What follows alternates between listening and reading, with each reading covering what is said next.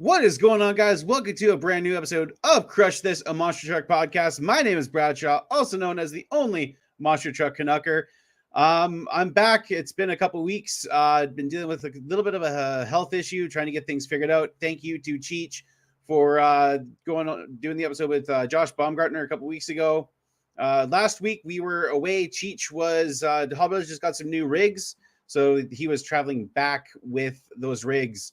Today, we're going to be recapping the Horizon Hobby RC Fest that Dan was able to be a part of with Raminator with Hall Brothers. We also got our good buddy, Josh Rhodes, Monster Jam Tech official, multiple time champion in virtual monster truck racing and RC racing. We've kind of known each other, all three of us, a long time. And Josh was also there racing his plethora of Gravedigger trucks. It's going to be an awesome episode. And this episode is brought to you by MTRC Scale Monster Truck Racing, Colby Marshall with the Monster Blog. Go check out what he's doing. He always has some cool stuff, tagging us in all the Instagram posts. And also J Concepts. J Concepts sponsors Josh and Dan, as well as a lot of other of our friends with bodies, tires, you name it. J Concepts provides it. Lots of different bodies, different body styles. Go check them out. But guys, we are going to get into the show here. So we are going to play our intros here and we will get to it. So stay tuned, guys.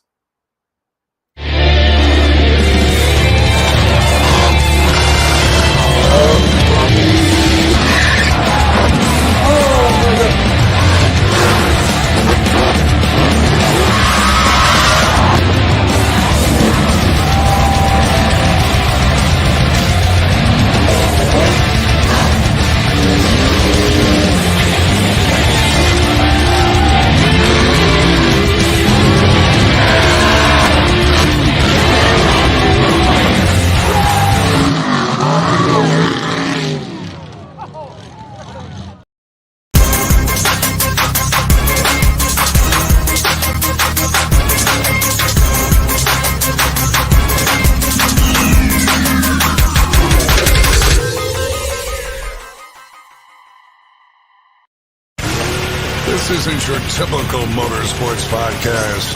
You're listening to Crush This, a monster truck podcast presented by High Octane Coffee and J Concepts. A show where we take you inside the minds of your favorite drivers, past and present, of the monster truck industry. And now, your hosts, Bradshaw and Dan Chichagash. Buckle in. The show starts now.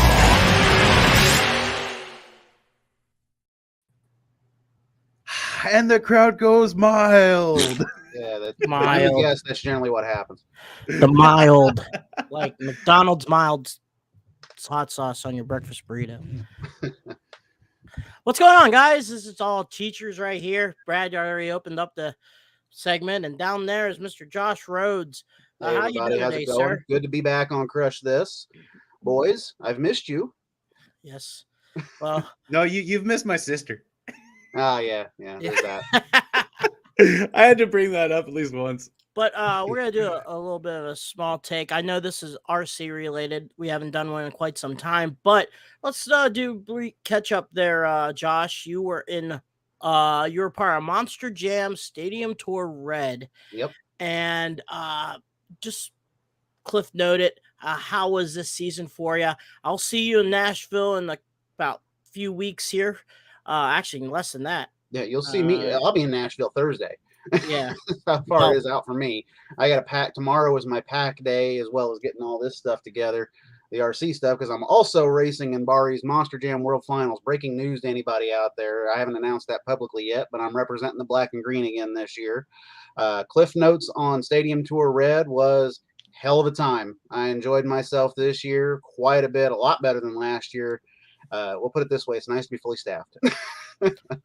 So We compared got a to lot of stuff done this year. Dominant year for Adam as far as the Gravedigger goes. Great breakout year, I think, for Bakugan and Camden as well. So compared to last year, what did you learn from your first year to now that has improved you to now basically getting that phone call and being that reliable source now for being a tech official?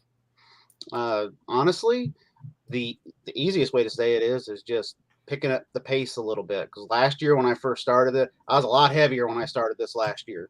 It took me a while to get into the groove of things. This year, I was prepared going into this year, and basically, they say all the time, "Hey, these drivers are athletes." You almost got to be an athlete to be a tech official these days. You got to be running around quite a bit before these shows start, and I basically just picked my pace up quite a bit. People don't realize how important the role of the tech official is. I've gotten to do some club help with different promoters. What do you think besides the safety and running the RI radios, what do you think the other important jobs of a tech official are that people might not know about? Your eyes have to be on a swivel up there whenever you're in the seats. You're not just paying attention to the trucks on track. You got to be watching just in case little Timmy spills his popcorn over the edge, and you have to run over there and tell him he can't cross the safety holds, just in case the security guard can't make it over there. They have to tell you you've got to run over there and do that as well. Your eyes got to be on the swivel for everything. You got to watch for crew underneath the trucks as well.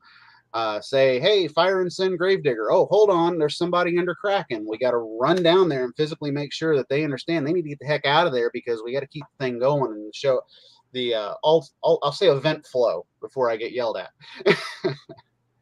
And people not understand too, with seeing all those banners and everything Yeah. like that on there.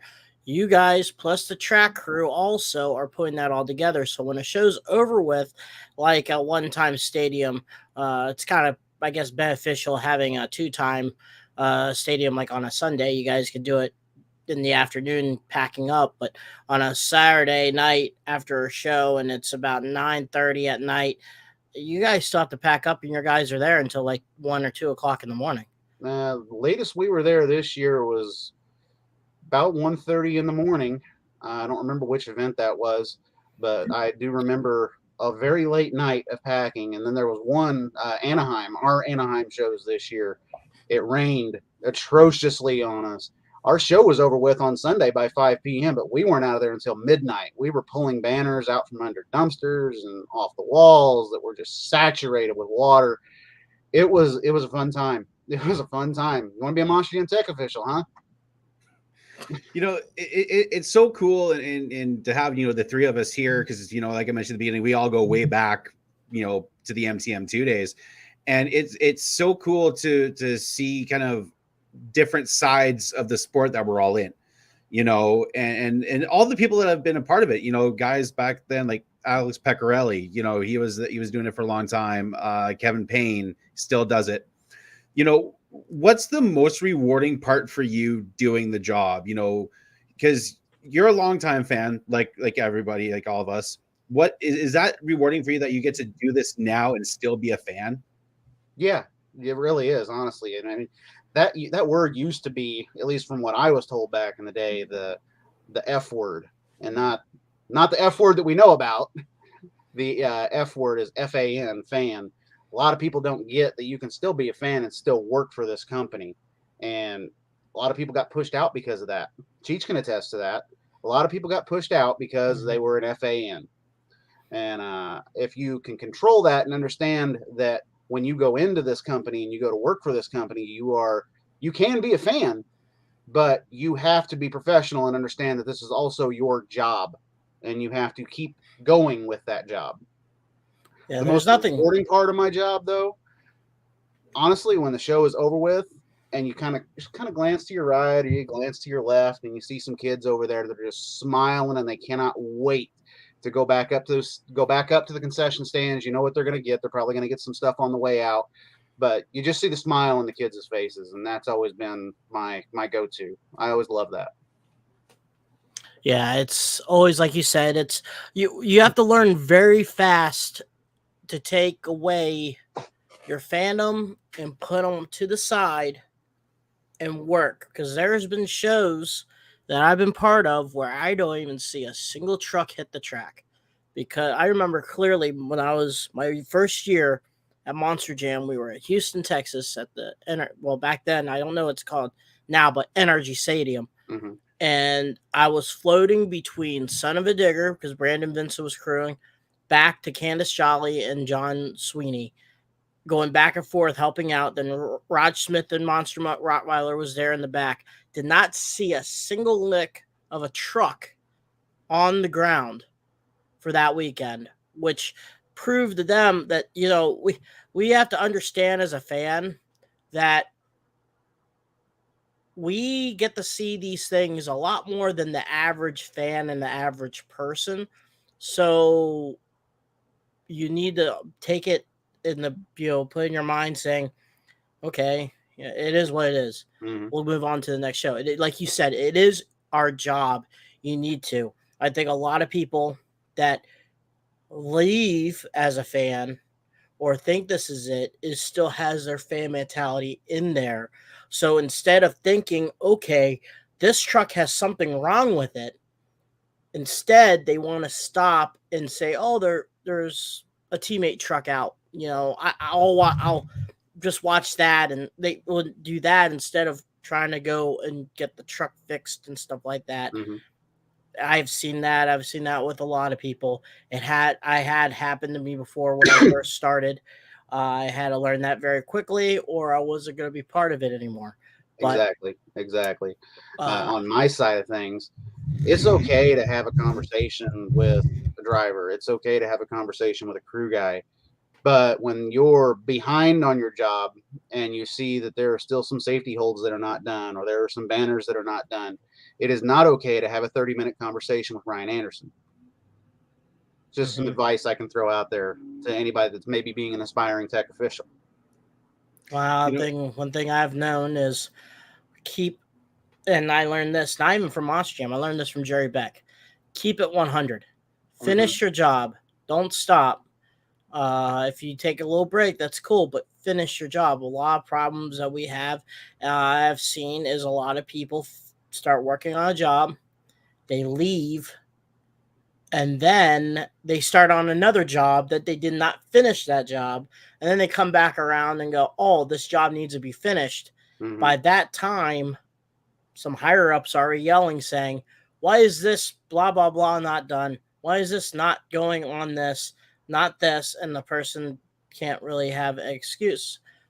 I've seen it in plenty of times that jobs that get pulled off and do something else. And Jerry Beck was the one that kind of kept it on, saying, focus on that job and keep it 100.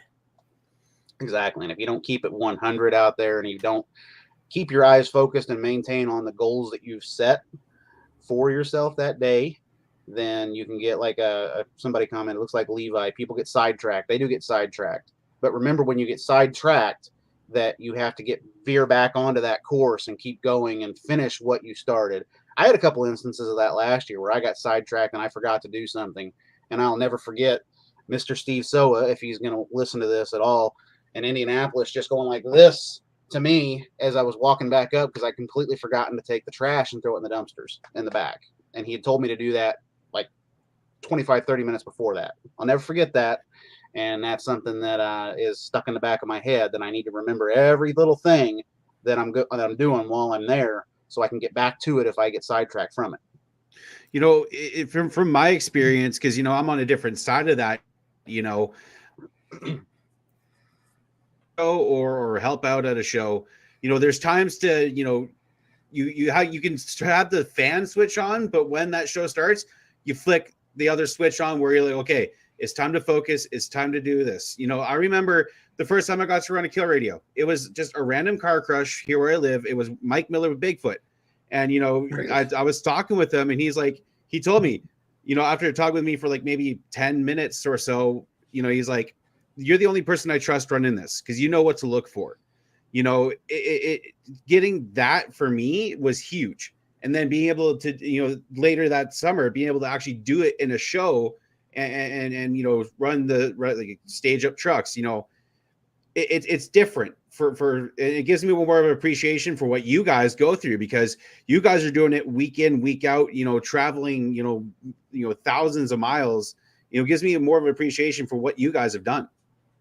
Well, thanks. Yeah, thanks a lot. And I agree with Levi. It should be, and it does. At my first couple times, it was hard because being such a lifelong fan, like, this is cool, like, I'm excited, But now it's like, okay, I'm here to do a job. I'm here to, put on a show. And it took me a while to get that. But once I did, I'm like, okay, this is how it always has to be. One thing I want to point out here, Josh Bumgardner commented just a second ago. So, are you going to shut a truck off for a headlight when it falls out? Yes, I will. If it's the full, complete headlight assembly, just like it was during Tyler's freestyle that happened under. We had an instance this year. I didn't personally do it, but Max D in Tampa. Bad rebound, pops up, lands, wheelie bar falls off. Tom goes to save it, and the tech official shut the truck off. Not a popular decision. However, had Tom started to sidewall, he was going to catch that thing, and you don't know where it's going to end up. Same for a headlight. That thing weighs, what, 10, 15 pounds? That thing gets flung into the air, a full headlight assembly like what popped out of Gravedigger and Tyler. Yeah, I'm going to shut that truck off, and I'm going to go fetch that. Yeah. Well, we learned something new today. There you go. But off the topic here, this is RC related, so we're going to talk about Horizon Fest 2023 that happened June 9th and 10th at Monticello, Indiana in Eli Field. Monticello, Illinois, Cheech. Yep. There was two. On my defense here, there was two Monticellos that weekend. I was in the one in Illinois, and Mark was in the one in Indiana. And we're right now living in the sandwich of eyes between Indiana and Illinois. But yeah, we were in Monticello, Illinois, which was like 15, 20 minutes away from the shop that I work at. Josh, I think it was like an hour or something from you. Yeah, about an hour and a half for me is Monticello, Illinois. But you've been there multiple times. For the fan in the RC world that haven't got a chance to seen Horizon Fest, I think this year brought out the solid axle monster truck world, because it seemed like the last few years, especially with you being there, it wasn't so much a popular destination, I guess, compared to crawling, airplanes, 8-scale buggies. Let's talk about that, Josh. Well, the few years that I've been there, one thing that's always lacked on at least the solid axle side has been just general people behind the microphone that can get people into it. And we had that this year. And we had a lot more people stopping and watching than we did in previous years. Also, I think it helps that there has been a new monster truck that was introduced about a year or so ago named Losi LMT. I was walking the pits at just basically walking around the place with my girlfriend most of the time whenever we were down, and I could see an LMT on almost every table that I walked past, whether it was a King Sling, whether it was a Gravedigger, a Son of a Digger, a Bog Hog. There was a version of an LMT on quite a few tables out there, whereas when I first started going to Horizon Fest, there wasn't an LMT out there. It was modified Clods, modified TXTs, modified SMT10s. You'd see a few SMT10s here and there, but not in the amount that you see of the LMT. And I think that was the biggest impact was, number one, we have a truck that's readily available for the public, which we had a guy on Sunday literally bought an LMT that morning and then came and registered and raced it in the LMT spec class. You can't do that in any other event. You go buy the truck and then show up and race an hour later. Yeah. Do you guys think, with and this is just somebody that's kind of on the outside of the, scale monster truck stuff, who's I messed around with the RCs a little bit. Do you think when Losi came out with the LMT10, do you think that, changed everything? Because I know, they had the axial SMT10 for a long time. Do you think Losi coming out with the LMT kind of changed the game and is an easier way for people to get in? Because you mentioned, Josh, the guy bought it and raced it. Do you think that has gave the solid axle stuff more of a popularity now? Yes, obvious, 100%. Yes, there's the word game changer gets thrown around a lot, but the LMT was a game changer. There's so much more that you can fiddle with, to adjust with on an LMT than you can your typical solid axle monster trucks. Each can attest to this. The Clodbuster, there's only so much you can do on a Clod. LMT, you can mess around with diff fluid, you can mess around with diff weight, shock oils, just whatever you want to fiddle with on that truck, you can. I got one right here. This is the one that's in the freestyle video that Horizon did. It's getting rebuilt for the World Finals. And you can see I got way too much on here to mess with. And I love it. I love to tinker, and that's part of the reason I love the LMT. You can tinker on it as much as you want and turn it into something that is special to you.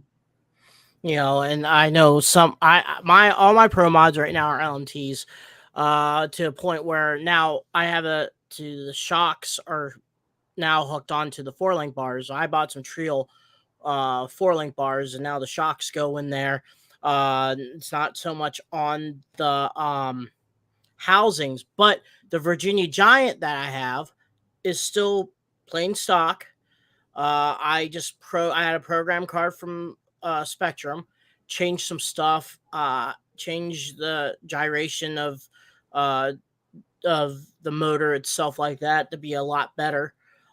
Just smaller crank and details that are hidden in that truck, just in a stock standpoint, that you can make it improve to race against other There's people. very minimal that you have to do to an LMT to go throw it on a racetrack and say, here you go. Whereas you want to go build a modified Claude, cool. Sink $1,200 into it, and then it's going to actually run decently out there. One thing I see here, Levi Scones, SMT launched solid axle racing. False. Big time false. I've been at this a long time. 15-year anniversary is this year in RC racing. The SMT10, did it help? Did it bring more attention to solid axle monster truck racing? Yes. Yes, it did. However, we've been here for a long time. Way before I was even involved with it. Now, I just think, I think there's right now in RC monster truck racing, there's kind of like your pinnacle, like in real monster truck racing. And, obviously the game changer, number one, was the Claude.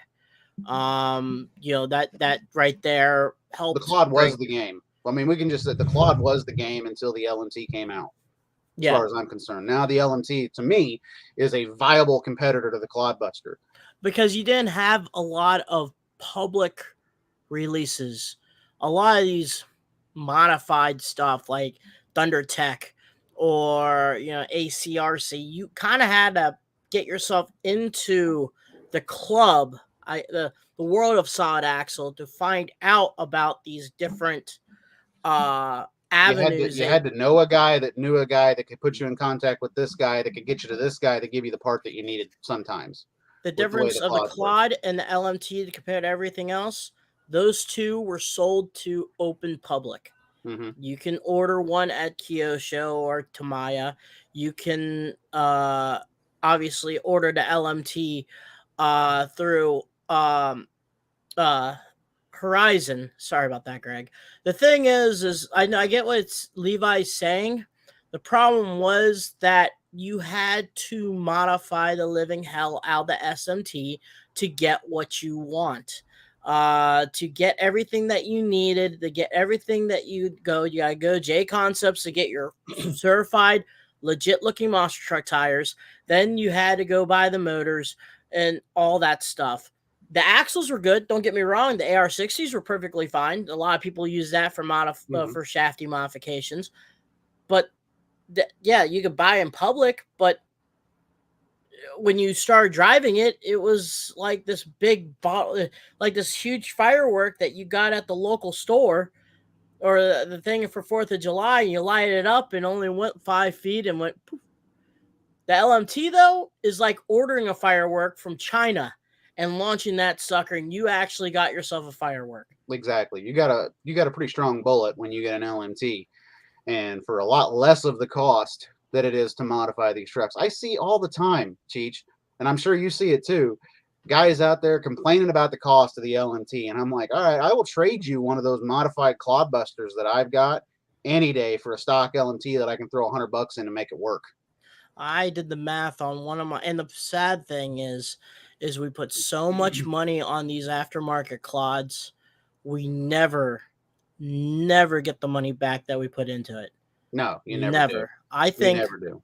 I think my, Clods that I had with the ACRC stuff like Hotsy and Mopar Muscle, I think I was close to 1,300.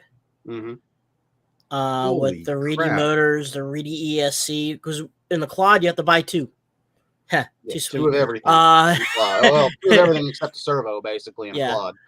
No, good and servo. and we're not knocking the Clodbuster. I want to put that out there real quick because I know there are people that are watching this that are probably like, "Why is he saying this about the Clodbuster?" and folding their arms. And no, I We're love just- the Clodbuster. I've always had Clodbusters. I'll always will have Clodbusters. To me, it's the most realistic as far as jumping and landing of a retro monster truck that you're ever going to get. So I love the Clod in that aspect. I still have one modified Clod chassis and modified Clod here at the house that I run in a sport mod, but Same here. I don't want to run them in pro mod anymore. Yeah. When I can run an LMT that is going to be easily just as, if not better, competitive than what you have out there with the pro mod Clodbusters.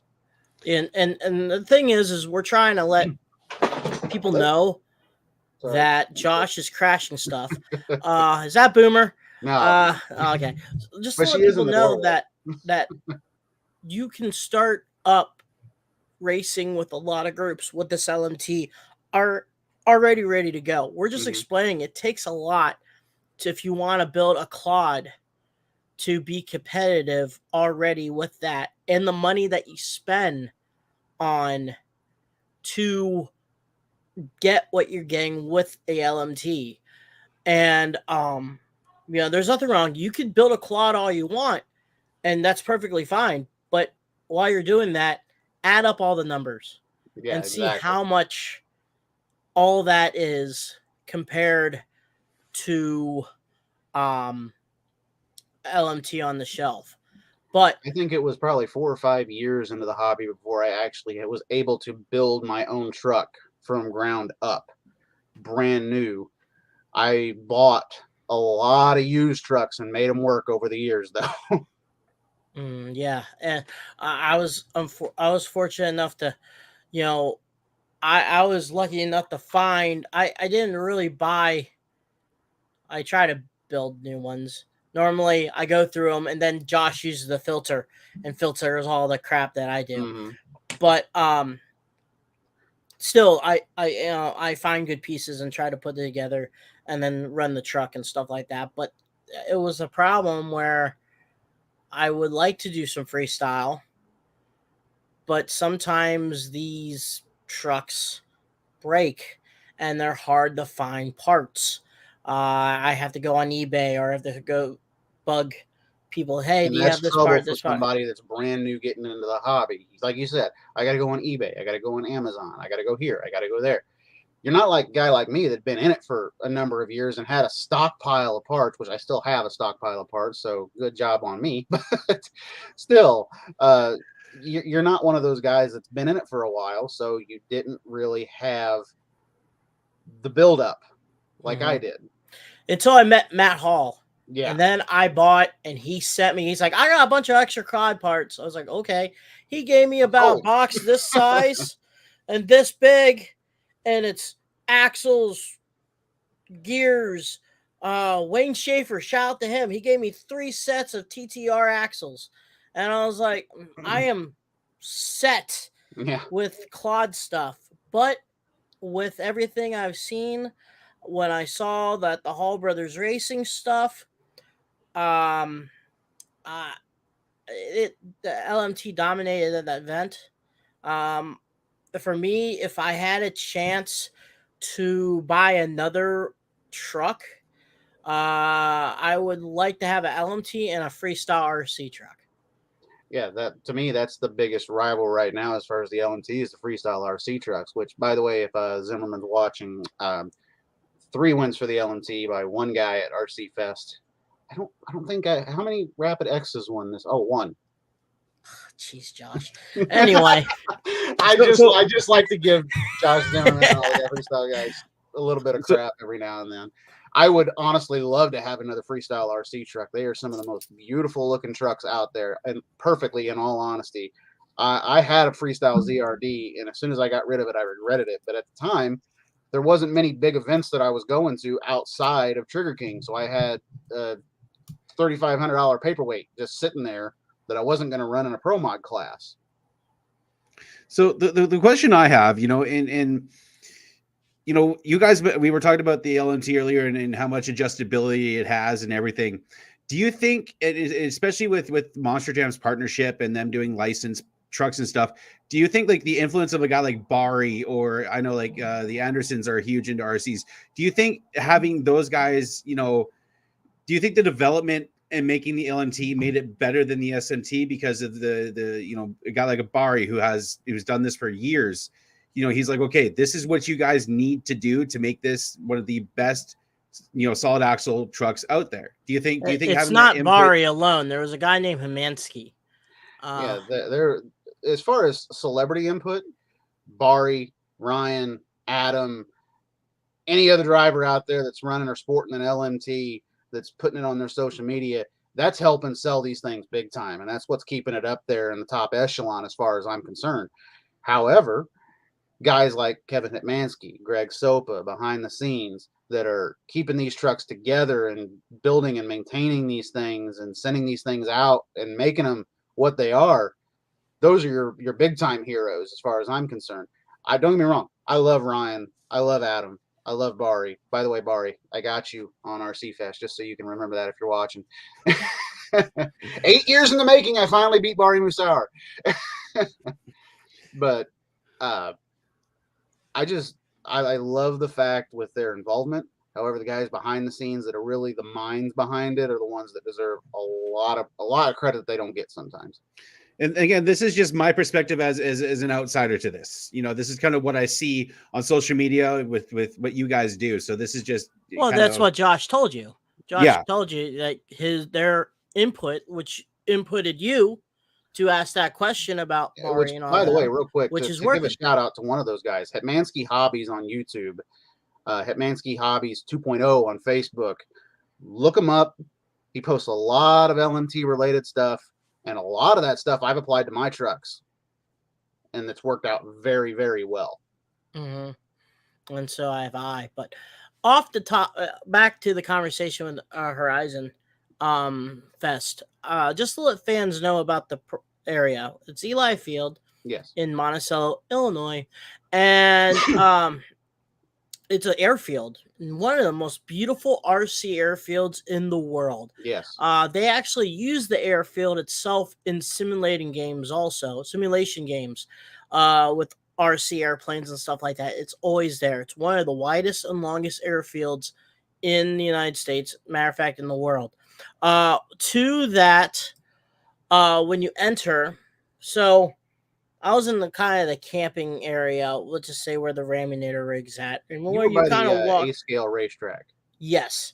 So you kind of make this curb, which is a fire lane, and you have like a parts midway. So parts like Castle Creations, Team Associated, stuff like that over there. Yep, correct. And then you would see the Ram display, but behind that it's 8-scale buggies, dirt off-road, buggy racing, stuff like that. And then before you go make a right, you would have these things called Try-Me tracks, which there were 3 Try-Me's. One over near Raminator, which was an airplane Try-Me track.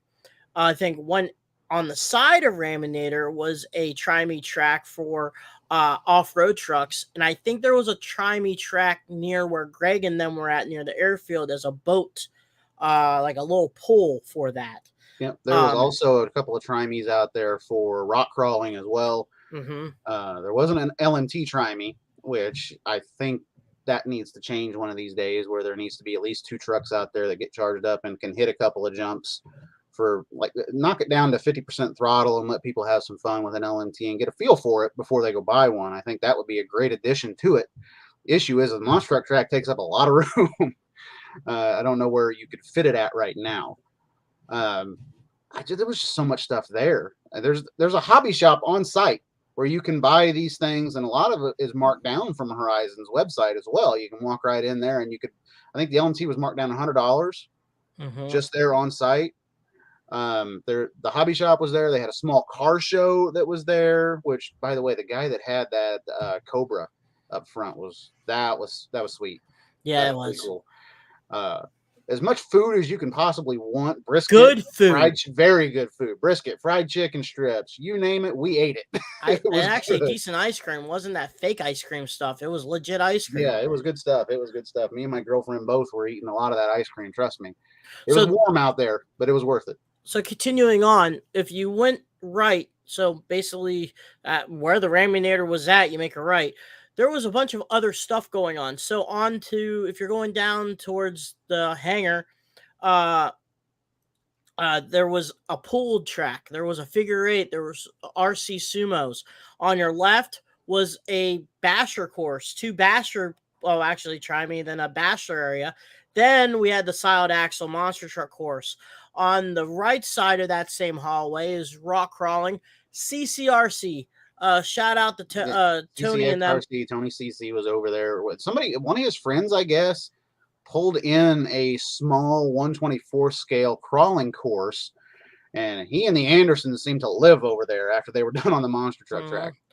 And I did that too. I had a 124th scale Gladiator that I tried out, and they helped out with what I needed to do to make it better, get some wheels and tires and limit weight and stuff like that. So I did a lot of that stuff also. Outside of the solid axle monster trucks, Josh, was there anything that you were doing particularly that you were walking around? Did you do the Try Me 124th scale track? I did not. Most of it was, that whole weekend was me trying to introduce my girlfriend into the hobby so she could see what I like to do outside of playing with the really big trucks, just playing with my smaller trucks. And thankfully she had a great time, but now my issue is that she wants one. And I think I kind of owe her one because I did bump into her with one of my trucks in freestyle, but we don't talk about that. Gotcha. But and then they had the Anderson's tent there, but I did the 124th scale ones, and that was pretty fun. That was honestly my biggest regret was my SCX 24 is still on our trailer for Stadium Tour Red, and I didn't get to bring it. I completely forgot about it being on there, but I'm gonna bring it from Nashville. I'm gonna bring her home. Oh, that'd be cool. And then I was thinking about getting myself a 10 scale version too. Mhm. I bought one about around 2018. I saw that the Matt Dishman, but you know, it was fun also seeing all the people with the 10 scales. But the ones that was awesome, that surprised me more than anything else, that I was the airplanes. Some of those airplanes were fantastic. There was a group, two guys, I don't know if it's 2, 4, whatever. They flew these two F-86 Sabres, and they were like the Blue Angels, but with RC planes. And it was just phenomenal seeing these airplanes. Were those the ones that made like the heart in the sky? Yeah. And all that? Yeah. I had overheard somebody say they had 25 grand in each one of those planes. And that is unreal. You guys talk about how expensive solid axle monster trucks are. Look at some of those planes that they had out there. Oh my gosh, those planes are awesome to look at. I will never have one because let's face it, you see me drive. Yeah. I don't know if I can see you fly. You don't want to see me fly. It's not a pretty sight. And if it's got 4 tires and it's flying through the air, I can do that. If it's got wings, it's not going to come back with either one of them. The only thing I know about the RC planes is stuff that Cletus does. That's the only thing I know about them. Yeah, give him. That'd be cool to have him there. I want to point out too, real quick. Levi mentioned something here.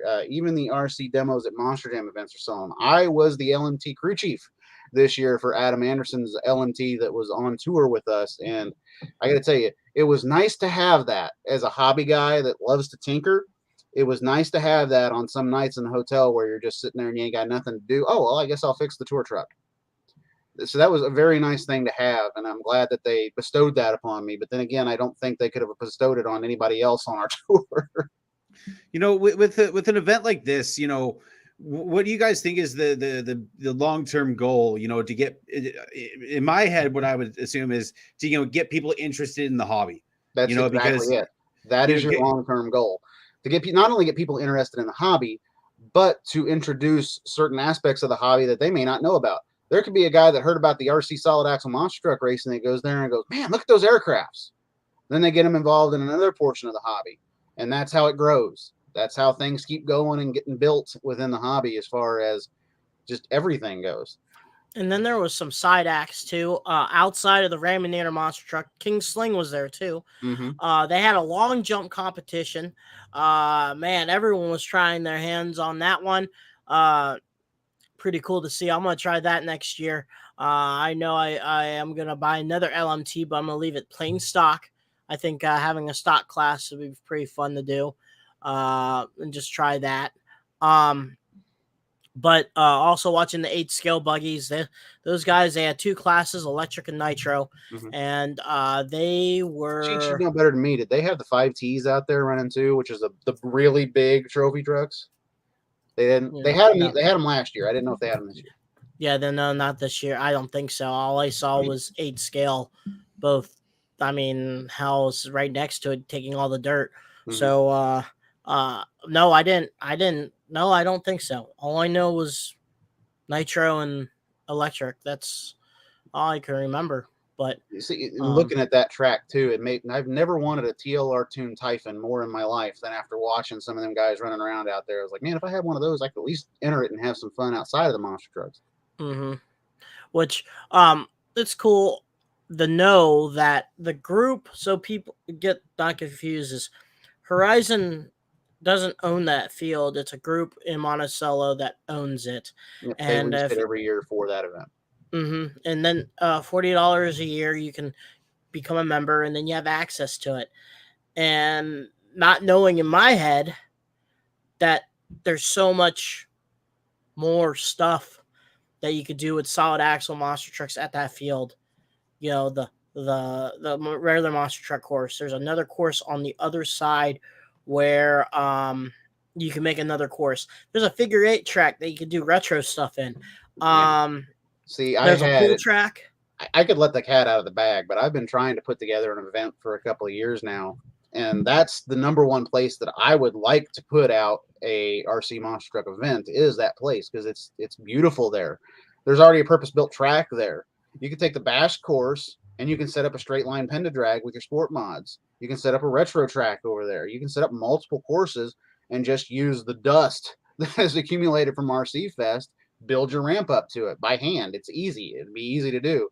But my idea for the event was to just call one Evolution, and you can run through the entire history of monster trucks right there with your retros, your sport mods, and then your last day you can run on the Monster Jam track that we ran for RC Fest. I think that's a great little event to do. It's just, with Cheech knows our schedules, it's so hard to pinpoint a date when you're going to be free to be able to do something like that. But I was thinking one time, I was writing down, I was like, I'm not taking away anything from Trigger King. You're more welcome. I would want them involved 100% if I was to do it. I would want Trigger King involved with it 100% if I was to do it. Yeah, same here. I'm just saying, like, another event, I was thinking, like, during June, July, and August, call it the Triple Crown. Have in late June, do an event that's out of the way of Horizon Fest, kind of mid-July and then kind of early August, and do a Triple Crown at that place. And then, everyone just do a little point standing, overall winner, stuff like that. But I was going to try to do that, but I'm pushing forward to a summer event for Hall Brothers, and then do one in the winter time for it too. So the area has so much potential that I was blinded. I didn't even know about it. And I think that's pretty freaking cool. Yeah, that area over there, as far as monster truck racing goes, is perfect. As far as rock crawling goes, it's perfect. A-scale racing, heck of a track. I'm not a big fan of the aircrafts, but they were sure neat to look over your shoulder, just like, hey, I'm getting ready to race a monster truck. Oh, look, there's an F-16.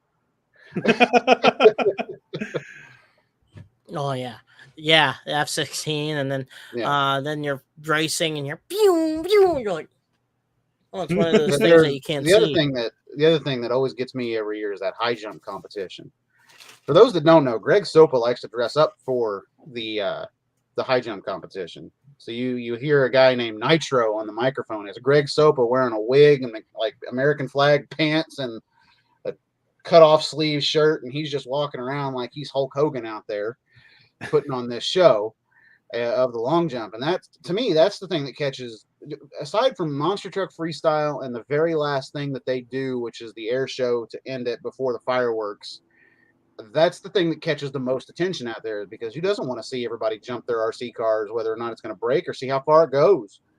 And huge shout out, by the way, to the Andersons for the vehicles that they were given to be able to fly as far as they did. 233 feet, I think, is what Weston flew, and then I think right behind him was Ryan, and I think Brandon Lynch won it at 240-ish feet in an RC car.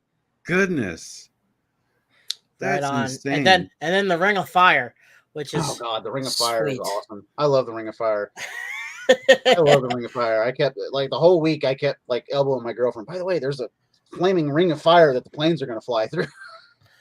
The story behind that is there's a big airplane RC event in Germany, Mhm. and they got the idea from them. They do a Ring of Fire there too, and they said that there's some airplanes in Germany where it's half scale of their aircraft and people are flying it.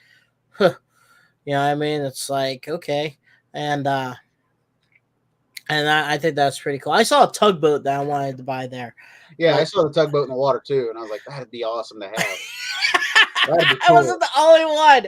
I was like, that tugboat was Like if I awesome. ever wanted to, like whenever I'm going out fishing or something like that, it'd be cool to have that just throw in the water whenever I'm bored.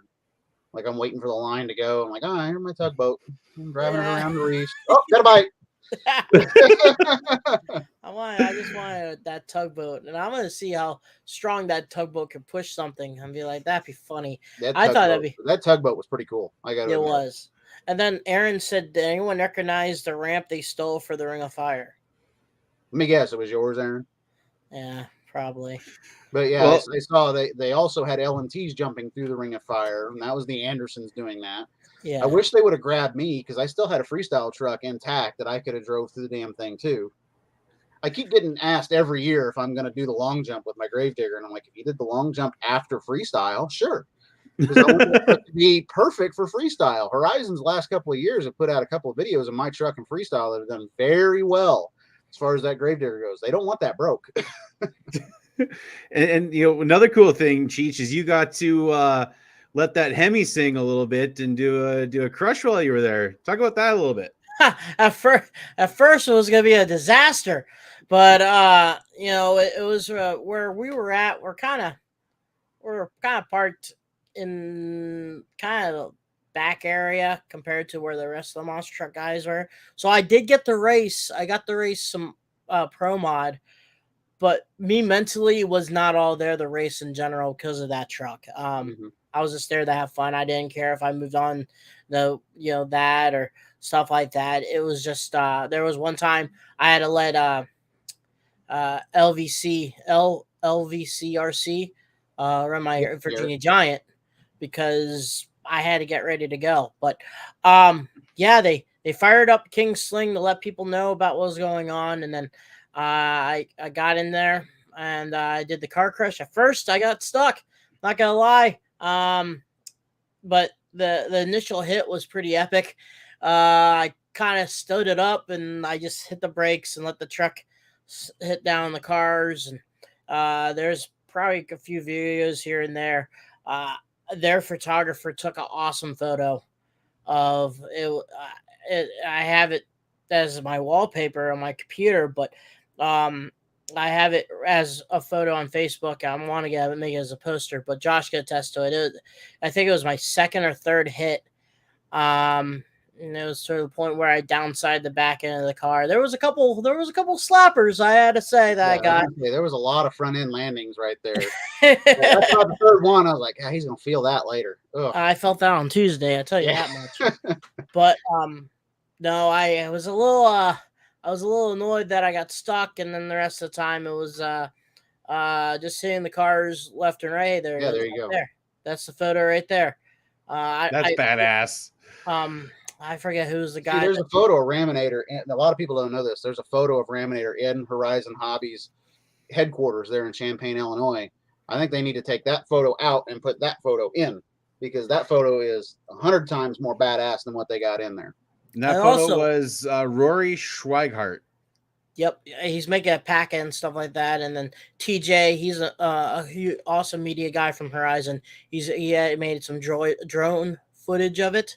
And Levi, great guy from Horizon. Yes, he is. And then Levi also is that's stay to it. At the event, there was 4 hero cards Mm-hmm. there. And they're gonna be a set. And this was told by Greg at Horizon that there will be cards. He told me to push this, so I have to read this off of Greg because I totally forgot who the people are. I believe it's so me and Weston's cards are a Horizon Fest Exclusive. With Ryan and Bari, you will have Adam, Cynthia, and Tom. Yep. So At World Finals. At World Finals. By the way, the Tom card, he's holding one of my trucks. That's really cool to me. Yeah. Nice. The truck back here behind me, you can see my Samson, and right below it's my TLR Tune Gravedigger.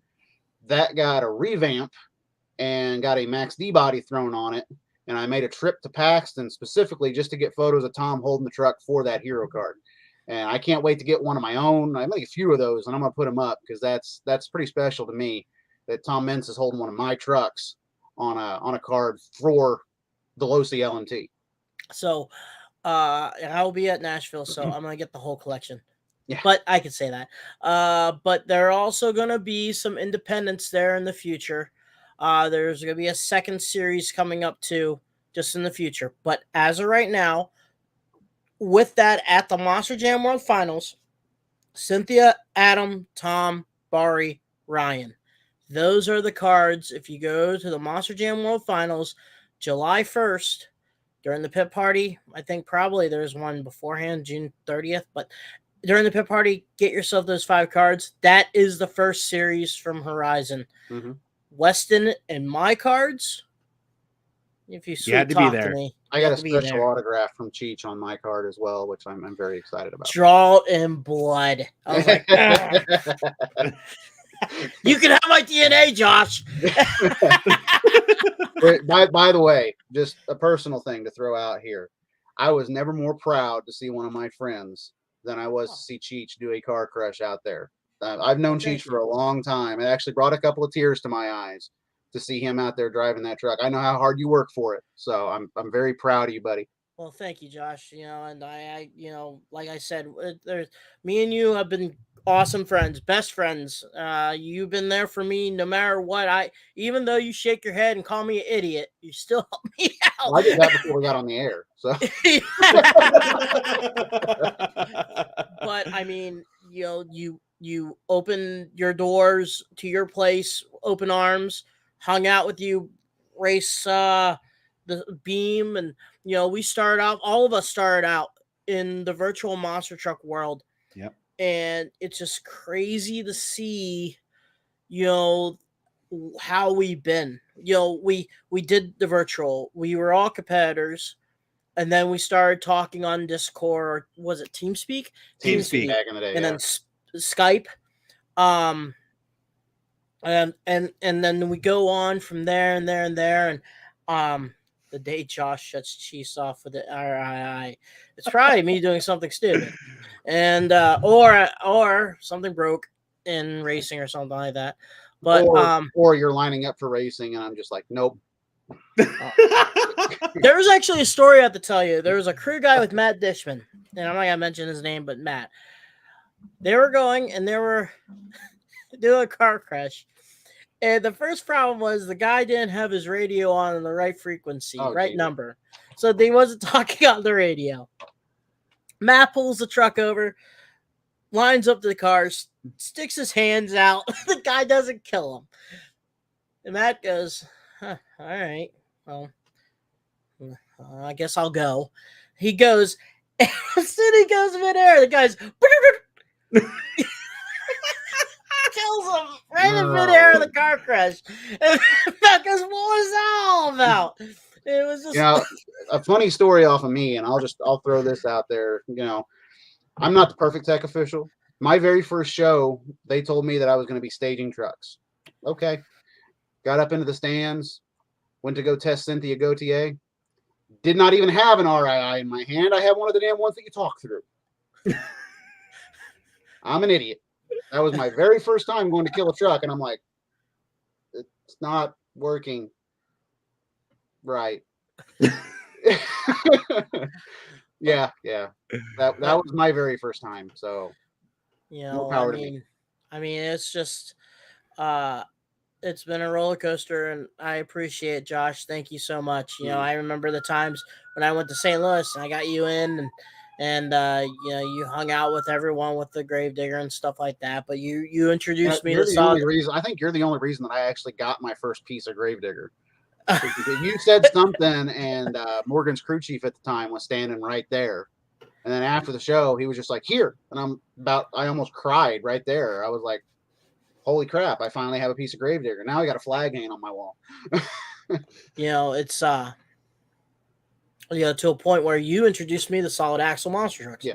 I saw it on the Trigger King and stuff like that, and I asked you questions and stuff like that just to do it, and it just goes on from there. You know what I mean? And you know, you know, Josh is one of the. I'm gonna be honest with you. If I find a woman, I'm single. You know, I pick you and a couple other guys to be by my side, and I say that to this day, and still stuck in my head. And Yeah, you're the same way here, buddy. I always do that. You know, that I think that's a strong meeting, and don't let Cheech drive a compactor. I was badass with that steamroller. I don't know. I made flat fire. But man, it was, like I said, it was an awesome experience, Horizon Fest. Mhm. Let's go on the details here, Josh. How was I think there was 4 types of racing. There was stock class, open, 2-2, and pro mod. Yep. Do your little review. How was it? I think you did pretty good this year, didn't you? Well, there's 4 classes, so 8 total brackets that were ran, and I won 3 of them, so I can't complain. You swept one division, didn't you? I swept LMT Open class with my freestyle truck on the second day, and the first day I did it with the one right behind me, the TLR Tune truck right there. Pretty proud to do that, because to me the LMT Open class, that's one of my favorite classes. I would like to have that be a part of every series, an LMT Open class, an LMT Spec class, and then take that same truck and run it in Pro Mod. You get more runtime that way. But anyway, not to digress. As far as the stock LMT Spec class goes, that was the most fun watching that, because you got to see Ray Sanderson and you got to see Cairo Musauer out there spanking some pretty seasoned hobby guys out there. If I remember right, I think Cairo beat his dad at one point. Didn't Race place 3rd? Yeah, I think Race got 3rd in one of the brackets.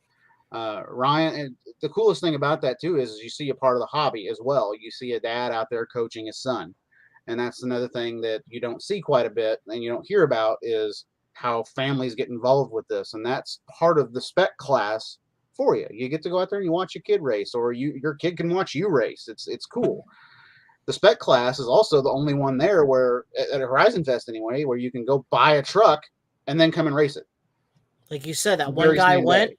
Yeah. You said that one guy went and bought an LMT that day and ran spec class. Yeah. Oh, by the way, I got to call Greg Sopa and Brandon Lynch out just a little bit here. Everybody else was running stock tires, but Brandon and Greg had the Pro Line tires on their trucks.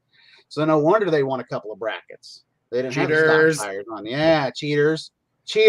But anyway, I enjoyed watching the stock class. It's nice for me anyway, it's nice to have at least 1 or 2 classes where you don't have a truck, where you can just kind of sit back and take a little bit of a break between everything. And that was the 2.2 class for me as well, which, by the way, I'm going to throw this out there. 2.2 class. Can we just call it a mega truck? Like, can we just call it a mega truck? It sounds a whole lot better than 2.2. But I like watching. Eric, you're on here. Yeah, Eric Crush, if you're listening, 2.2 class, lame name. Mega truck class, perfect name.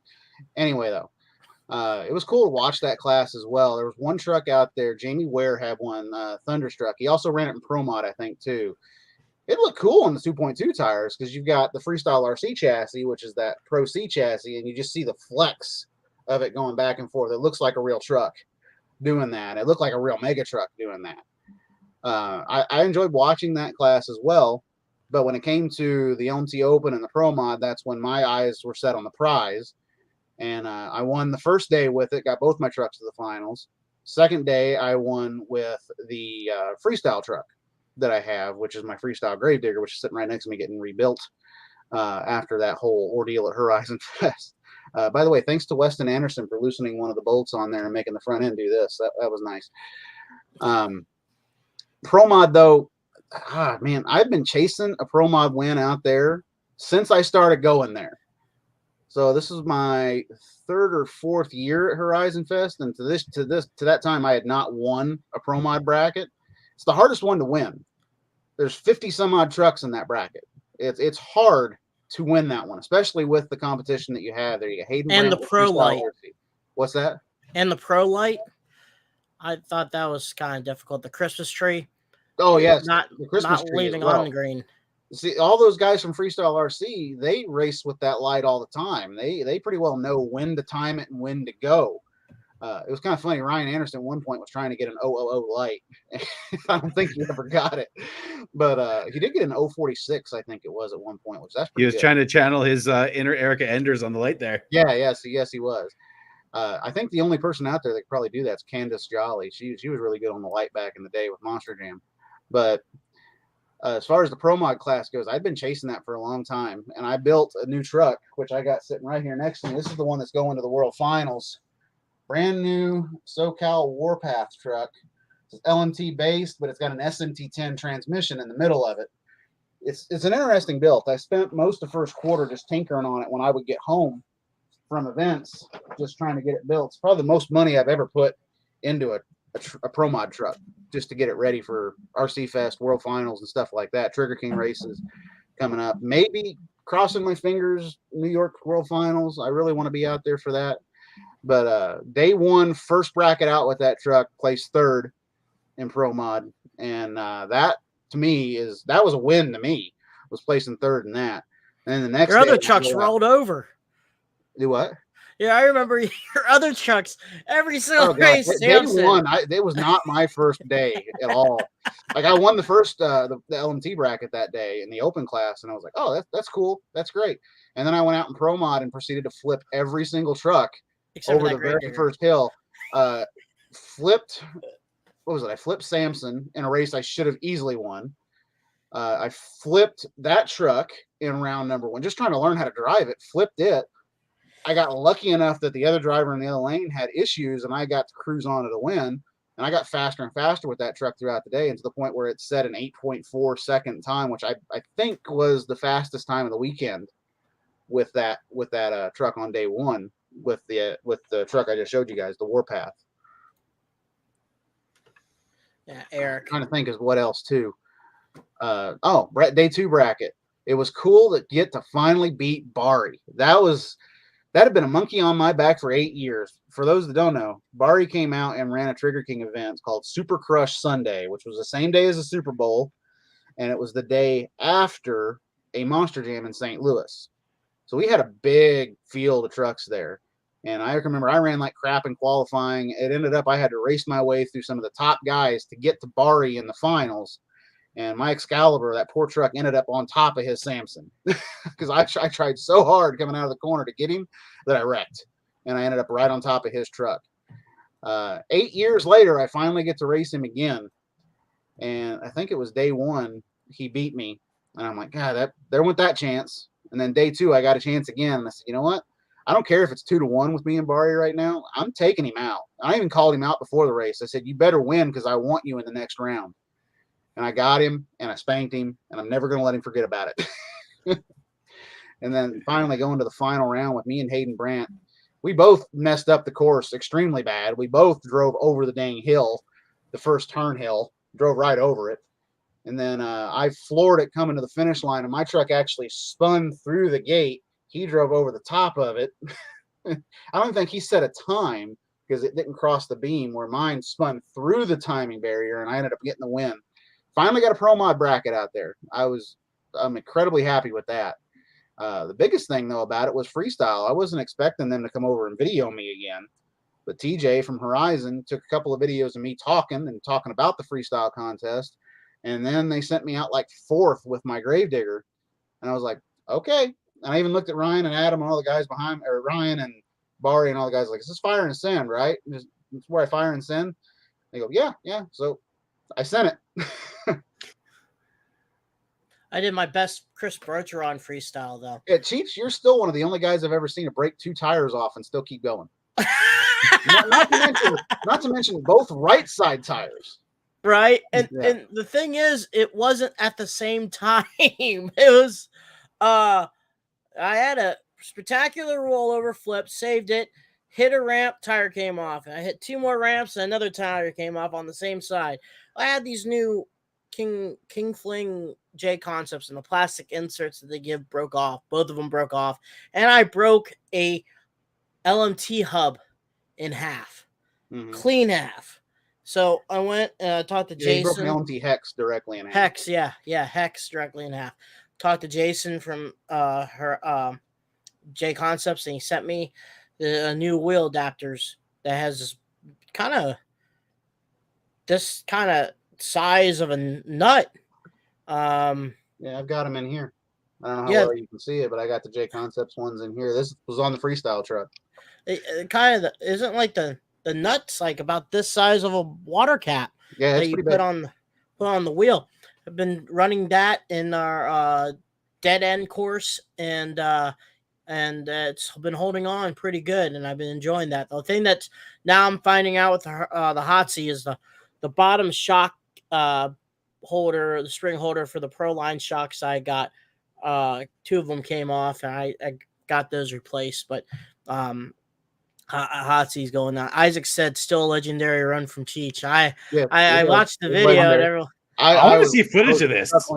I was chuckling pretty hard at that run. I thought, you gotta be kidding me. Oh, worst luck in the world right there. But I didn't care. It was freestyle. It was fun to watch. Let's mention about the people. There was a crowd. There was a giant crowd there. And I think after I thought about it, I think that's probably why they sent me out 4th or 5th with the Gravedigger, was because there were so many people there that they wanted, no offense to the other guys that had run before me, but they wanted somebody that was going to go out there and go big while there was a lot of people there. And they knew I was going to go big. I think Charlie, wasn't he the one that won it? Yeah. Charlie ended up winning with, I think, King Sling. And his son had a bog hog freestyle that made me jealous. That was a run. They both had good runs. And I was going to argue if I had won that, I would have going to argue and say, what the heck were you guys watching? Because those 2 should have won easily. Either one of those runs was a toss up.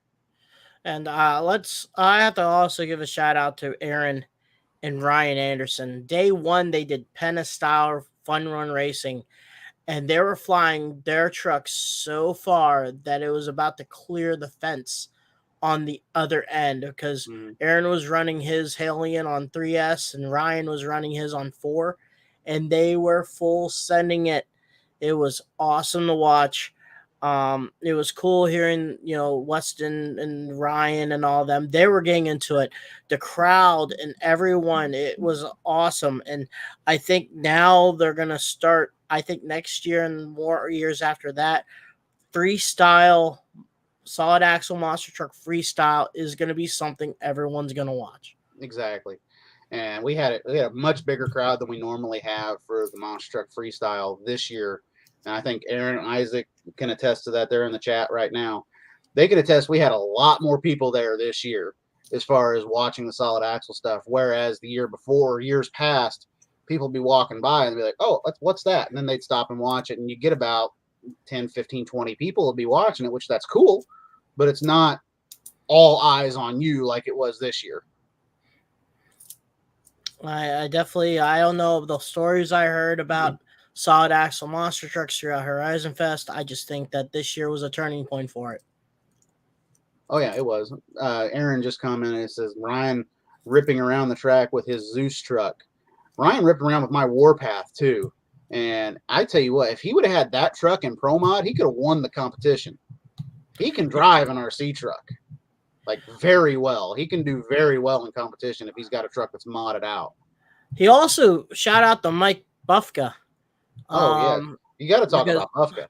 Because Ryan saw his trucks too, and I think he's doing something with Weston because he is building If you look at his Instagram, he is building a replica CRD chassis RC truck. Mm-hmm. He's built a And couple of those, from what I understand. I want to get on his list for a Gravedigger number 20 down the road. I would like to have that built and be a competitive truck as well. I just don't know when. It's going to depend on my schedule and when I got enough money. That'd be a sick picture to see your Digger 7 and Digger 20 side by side, the kind of two most iconic, in my opinion, iconic trucks that Dennis drove. Grandma, Digger 2, Digger 7, 12. Digger 20, all by each other. 12, yes, can't forget about 12. That's also an iconic truck. 12. I'd like to get 12 done one of these days too. I mean, Freestyle RC did a heck of a Gravedigger number 12 chassis last year because Bari wanted 40 Gravediggers at the 40th anniversary of the World Finals for the RC stuff. So Josh did a Gravedigger number 12 that was pretty good. So let's talk about the World Finals coming up. So, like I said, if you have a chance to go to Horizon Fest next year, it's going to be June 8th and 9th next year, 2024. Come on up and stop by. We're in the works right now for us to come back. But this year, July 1st, Monster Jam World Finals. You are representing the Black and Green Wrecking Machine in the RC Monster Jam that Bari's hosting. You did it last year. You did it this year. There's plenty of Gravedigger fans and plenty of Gravedigger fans that drive solid axle monster trucks that are good. We can name one, some DeFranco over there in New York. But they picked you. You know, a lot of people, for such an iconic monster truck, people put your face in the solid axle monster truck world. When they talk about Gravedigger, they talk about you.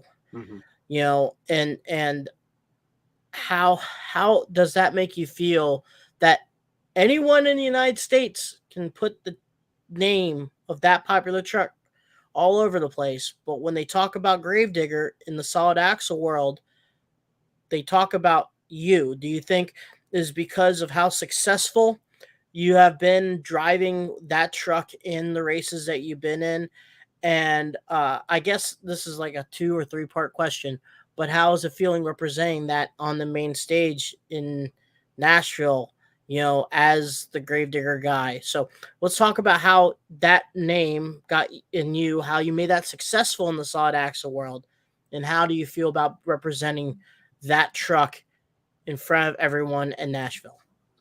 Well, when I first started repping a Gravedigger truck 15 years ago, I almost didn't want to because of the name of the truck.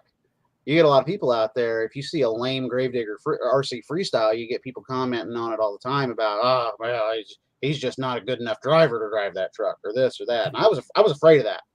But then I knew eventually I'd grow out of those comments if I got good.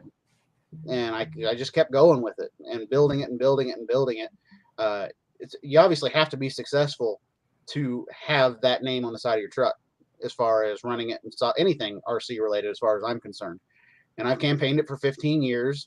I think most of the reason that people associate me with it is because of the builds that I do and how I try to get the wheelbases to look correct. I try to get the trucks to look correct. Like my Freestyle build is as close as I can get to a stock LMT chassis looking like Gravedigger number 20 to me. There you go. Yeah, I see that. My Digger number 7 build is special to me because that was my favorite Gravedigger truck growing up. And number 20 has been my favorite Gravedigger truck for the last few years now because that's the one that Dennis did most of his winning in.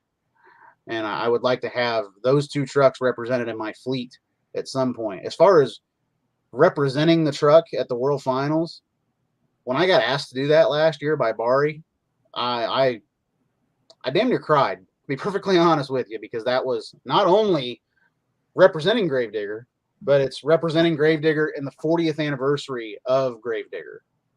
And it's the first time that I get to do it. And it was special. It's incredibly special. Humbled me quite a bit to get that invite. I even think Barrios, listen, I've been wanting to do this for years. And he said, I didn't know that you wanted to. And I said, brother, I wanted to for a long time. It comes down to this as well, because a lot of people don't know. Yes, we are there. Solid Axle monster trucks are represented, but you're paying your own way into that. You're not paying for the show, but you're paying your hotel. You're paying your travel costs to get there. And it's a journey to be able to do it. Last year, I rented a car and drove 16 hours to go to that event and do it, and then drove 16 hours home the day after. Well, this Just time, to represent Gravedigger. it's basically This time your I'm working backyard. the show. So you're going to see, you're seeing a tech official drive his RC monster truck in the pit party, and then you're going to see the same guy on the sidelines that day also sweating his nuts off in a fire suit holding an RII. And the cool thing is, like I said, I'll see Josh there because Raminator and Ramunition will be on display with a lot of the trucks that ran Monster Jam this year. You'll see a lot of trucks that ran there. You're gonna see trucks that didn't run at Monster Jam that's gonna be there. But most of the trucks that are gonna be on display are the ones that you've seen on the stadium tours, in the arena tours this year. So that, I think that's pretty cool, and it's cool to see two Hall Brothers trucks. I could say at the World Finals, but yeah, they're on display, and that's pretty cool. And before we go off the air here, I want to thank all our people that help us out: Hall Brothers Racing, JB Scale Graphics, 6B Apparel, Justin Stories, Mark Warner, MW1 Entertainment, High Octane Coffee, also Back Channel Productions. Thank you for all your guys' help and everything that you have done. Also want everyone to go here if you guys want some t-shirt swag, some stuff Brad is coming up with. Go to Crush This, a Monster Truck Podcast on myspreadshop.com. Get yourself some swag. Help us out with the podcast so we can grow it and stuff like that. Because my future idea of Crush This is like the Earnhardt Sturdy Mo, where we all could be sitting down at a table, BSing and not going on television. And then also we could save enough money to get Brad's Vista and make a move to America. So get me out of Canada where there's fires. Okay, let me put this in perspective. Okay, in the past 2 to 3 weeks in Alberta, we have had forest fires up the ass. Today, I found out that there's been snow here too. Like not even like pregnancy. Not even like 500 miles away. Technically, there's been snow. I swear to God, Alberta and its weather is the most bipolar province I've ever been in. Yeah. Well, good luck on that. Anyway, yeah, Levi, we needed the snow. But man, Josh, is there any social media people can follow yet? Oh yeah, Instagram is at Josh Dig Rhodes, Josh Rhodes RC Racing on Facebook. Got to definitely thank all my sponsors, JB Scale Graphics, of course. John has been so good to me over the years, and I cannot thank him enough for it. So John Arnold out there with JB Scale Graphics. And you need anything done graphic wise, get a hold of them. JBScaleGraphics.com. Directly behind me, you see the J Concepts banner back there. Jason Rona has been very good to me over the years as well by sponsoring me with the solid axle stuff. And I don't think I'll ever use anybody else's rubber on my monster trucks. The J Concepts rubber is the best out there as far as I'm concerned. He replicates some of the greatest tires in the history of the sport as well.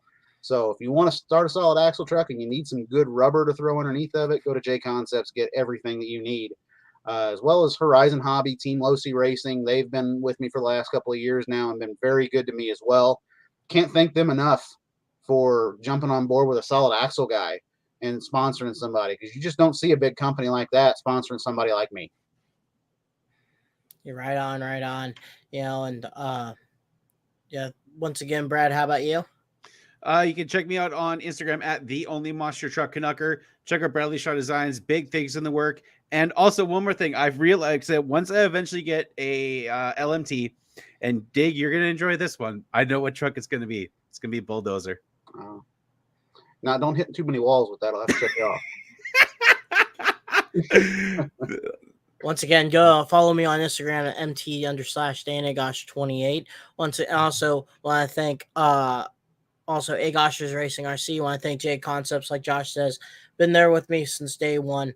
Also Horizon Hobby. Thank you to Greg and all them with what they do also for us. They also help our Raminator team too. Cal RC, Heath and all them. They been with me for since 2020. Thank you for what they have done sponsor wise with me, keeping my trucks all cleaned up and everything like that. Childress Racing, Jason and Lonnie, good cats, awesome guys. I have one of their chassis, and they still help me out and stuff like that. And John and Bex from JB Scale Graphics. There was one time, it's funny. They're like, Bex is like, you owe me some flags because John destroyed them because he was driving my Hotsy truck. And Bex gave me a code that was like free and everything like that just to get the flags over. And they forgot to delete it. They haven't deleted it. I could go over there right now and just type it in and boom, get free. You might need to private message me that code. Right. And I'm like, and I told Bex all the time, I'm like, are you gonna delete that? She's like, no, I'm not. Oh, okay. Well, I haven't used it. I'm not gonna use it because I feel like helping them out. I just want to, buy their stuff, or they help me out. I mean, They did the Mountaineer, they wrapped my Hotsy, they wrapped my helmet. If anyone wants to know about my helmet, that was done. Well, me and Bex did the wrap, but the wrap itself was from JB Scale Graphics. Michael Arndt, by the way, is an awesome cat. He was the one that designed that helmet. Mike Arndt's my hero. And so JB Scale does wonderful things. Also, they help out with Paul Wolf Racing, which dominates the 4400 class and the Ultra 4 stuff. He's right now like the Jeff Gordon or Dale Earnhardt right now of racing. Just seems like he's always up front. So that's pretty cool. But yeah, that's all the people I like to thank. And next week is once again TBA because I never really went that far. It could be Yes, Dennis Anderson. No, I'm kidding. Could be. I'm trying in the works for that. Like maybe be a hangout with Brad because next week we have to get ready to head over. I know the team has to head over to Nashville, which I may do some on-site interviews. So, and if it's a hangout with Brad, if I can get everything figured out, I'm about to show you guys something. It's going to be a different hangout with Brad because, boom, got me a drum set finally. So I might do a bit of a drum stream and try to play along with some popular, songs that have been in Monster Truck videos. And then immediately get demonetized.